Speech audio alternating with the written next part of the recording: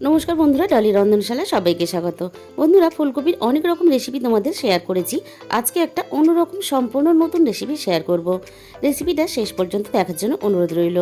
এখানে আলু, ডিম আর ফুলকপি আমি একসাথে সিদ্ধ করে নিয়েছি আগে থেকেই। এবারে সিদ্ধ করা ফুলকপিটা একটা বাটির মধ্যে আমি তুলে নিয়েছি। ফুলকপির মধ্যে দিয়ে দিলাম হাফ চামচের একটু কম হলুদ গুঁড়ো, দিয়ে দিলাম ঝালের জন্য কাঁচা লঙ্কা, আর দিয়ে দিলাম অল্প একটু কালো জিরে, আর দিয়ে দিলাম ছোট বাটির 1 বাটি পরিমাণ বেসন, আর সিদ্ধ করা ডিম দুটো আমি এইভাবে গ্রেট করে দিয়ে দিলাম। এরপর আমি এখানে দিয়ে দেব স্বাদ মতো লবণ। মাখার সময় যতটা প্রয়োজন বেসনের ততটাই কিন্তু এখানে ব্যবহার করতে হবে। আমি খুব ভালোভাবে মেখে রেডি করে নিলাম। এরপর আমি কড়াইয়ের মধ্যে কিছুটা তেল আগে থেকেই গরম করতে বসিয়ে দিয়েছিলাম। তেল গরমের মধ্যে আমি এইভাবে ফুলুরির আকারে ছোট ছোট করে ফুলকপির বড়াগুলোকে আমি ছেড়ে দিলাম। একটা সাইড খুব ভালোভাবে হয়ে যাওয়ার পরে আর একটা সাইড আমি এইভাবে উল্টে দেব। এইভাবে উল্টে পাল্টে আমি সবগুলোকে সুন্দর করে লাল লাল করে ভেজে নেব। সবগুলো আমার ভাজা রেডি হয়ে গেছে, একটা প্লেটের মধ্যে তুলে নিলাম।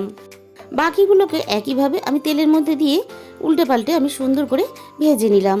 বাকিগুলো আমি তুলে নিলাম তেলে থেকে। আরও কিছুটা তেল গরম করে নিয়ে আমি এখানে ফোড়নে দিয়ে দিলাম অল্প একটু গোটা জিরে। এরপর দিয়ে দিলাম মাঝারি সাইজের একটা পেঁয়াজ কুচি। পেঁয়াজটা আমি হালকা নাড়াচাড়া করে নেব। এরপরে এখানে দিয়ে দিলাম সমপরিমাণ আদা ও রসুন বাটা। আদা ও রসুনটাকে আমি পেঁয়াজের সাথে হালকা নাড়াচাড়া করে আমি এখানে দিয়ে দিলাম টমেটো কুচি। এবার আমি সব কিছু একসাথে নাড়াচাড়া করে নিয়ে এখানে আমি দিয়ে দিলাম স্বাদ মতো লবণ। সাথে আমি দিয়ে দিলাম হাফ চামচ পরিমাণ হলুদ গুঁড়ো, আর দিয়ে দিলাম হাফ চামচের একটু বেশি ঝাল লঙ্কার গুঁড়ো, আর আমি এখানে দিয়ে দিলাম হাফ চামচ পরিমাণ জিরের গুঁড়ো আর হাফ চামচ পরিমাণ ধনে গুঁড়ো। এবার সমস্ত মশলা একটু হালকা করে আমি কষিয়ে নেব। এরপরে দেখো আমি এখানে সামান্য পরিমাণ জল দিয়ে দেব, যাতে না মশলাটা পুড়ে যায়। এবারে আমি মশলাটা খুব ভালোভাবে কষিয়ে নিয়ে জলটা একেবারে টানিয়ে নেব। মশলা থেকে সুন্দর করে তেল ছাড়তে শুরু করে দিয়েছে। এবার সিদ্ধ করে রাখা আলুটা আমি দিয়ে খুব ভালোভাবে এখানে কষিয়ে নেব।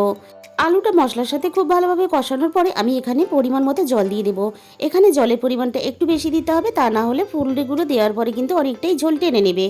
আর যেহেতু আমি এখানে সিদ্ধ আলু ব্যবহার করেছি, তাই এখানে কিন্তু তরকারিটা হতে খুব বেশি সময় লাগবে না। মিনিট 5 ফুটিয়ে নেওয়ার পরে আমি এখানে ভেজে রাখা ফুলুরিগুলো ঝোলের মধ্যে দিয়ে দিলাম। ঝোলের মধ্যে ফুলুরিগুলো আমি মিনিট 5 ফুটতে দেবো, যাতে ফুলুরিগুলো সুন্দর করে নরম হয়ে যায়। ফুলকপি ফুলুরির তরকারি আমার এখানে রেডি হয়ে গেছে। এবারে আমি সবশেষে এখানে দিয়ে দিলাম হাফ চামচ পরিমাণ গরম মশলার গুঁড়ো, আর দিয়ে দিলাম কিছুটা ধনেপাতা কুচি। বন্ধুরা, আজকের এই রেসিপিটা আশা করি তোমাদের ভালো লাগবে। ভালো লাগলে রেসিপিটা প্রচুর প্রচুর শেয়ার করো, আর যারা এখনো পর্যন্ত আমার চ্যানেলটাকে সাবস্ক্রাইব করোনি অবশ্যই চ্যানেলটাকে সাবস্ক্রাইব করে নিও।